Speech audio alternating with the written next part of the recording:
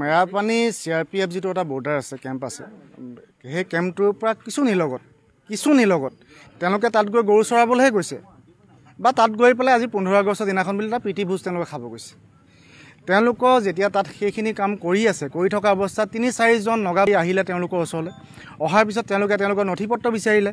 তেওঁলোকৰ নথিপত্ৰ তেওঁলোকে মোবাইলত তেওঁলোকক শ্ব' কৰিলে, দেখুওৱাৰ পিছত কোনো কথা নাই বতৰা নাই। 5জন যুৱক 4জন নহয় 5জন যুৱকৰ 4জনক বা 2-3 জনক তেওঁলোকে ব্যৱহাৰ কৰিছে আৰু এজন লোকক তেওঁলোকে আঘাতপ্ৰাপ্ত কৰিছে। আজি সেই আঘাতপ্ৰাপ্ত যুৱকজনক মেৰাপানী অসামৰিক চিকিৎসালয়ৰ পৰা গোলাঘাট অসামৰিক চিকিৎসালয় তেওঁক প্ৰেৰণ কৰা হৈছে।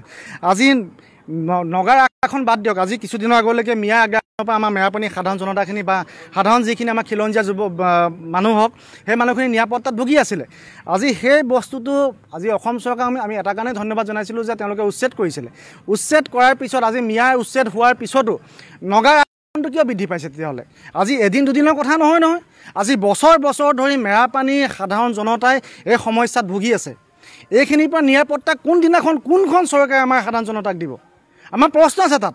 যদি এনেকৈ চলি থাকিবলৈ হয় অহা কালিলৈৰ পৰা মেৰাপানীৰ সাধাৰণ যিখিনি খিলঞ্জীয়া ৰাইজ আছে, সাধাৰণ জনতা আছে, তেওঁলোকৰ লগত বিলাসিতা অসমে স্পষ্টকৈ আমি কৈ দিছোঁ, তেনেকৈ হ'লে নগাৰ এণ্ট্ৰি আমি মেৰাপানীত নিষিদ্ধ কৰি দিম। মেৰাপানী CRPF যেটো এটা বৰ্ডাৰ আছে কেম্প আছে সেই কেম্পটোৰ পৰা কিছু নিলগত তেওঁলোকে তাত গৈ গৰু চৰাবলৈহে গৈছে বা তাত গৈ পেলাই আজি 15 আগষ্টৰ দিনাখন বুলি এটা প্ৰীতি ভোজ তেওঁলোকে খাব গৈছে।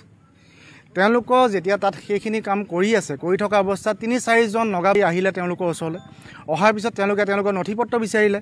তেওঁলোকৰ নথিপত্ৰ তেওঁলোকে মোবাইলত তেওঁলোকক শ্ব' কৰিলে, দেখুওৱাৰ পিছত কোনো কথা নাই বতৰা নাই। 5জন যুৱক 4জন নহয় 5জন যুৱকৰ 4জনক বা 2-3 জনক তেওঁলোকে ব্যৱহাৰ কৰিছে আৰু এজন লোকক তেওঁলোকে আঘাতপ্ৰাপ্ত কৰিছে। আজি সেই আঘাতপ্ৰাপ্ত যুৱকজনক মেৰাপানী অসামৰিক চিকিৎসালয়ৰ পৰা গোলাঘাট অসামৰিক চিকিৎসালয় তেওঁক প্ৰেৰণ কৰা হৈছে।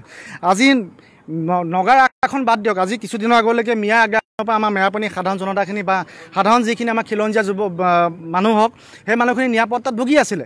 আজি সেই বস্তুটো আজি অসম চৰকাৰক আমি এটা কাৰণে ধন্যবাদ জনাইছিলোঁ যে তেওঁলোকে উচ্ছেদ কৰিছিলে।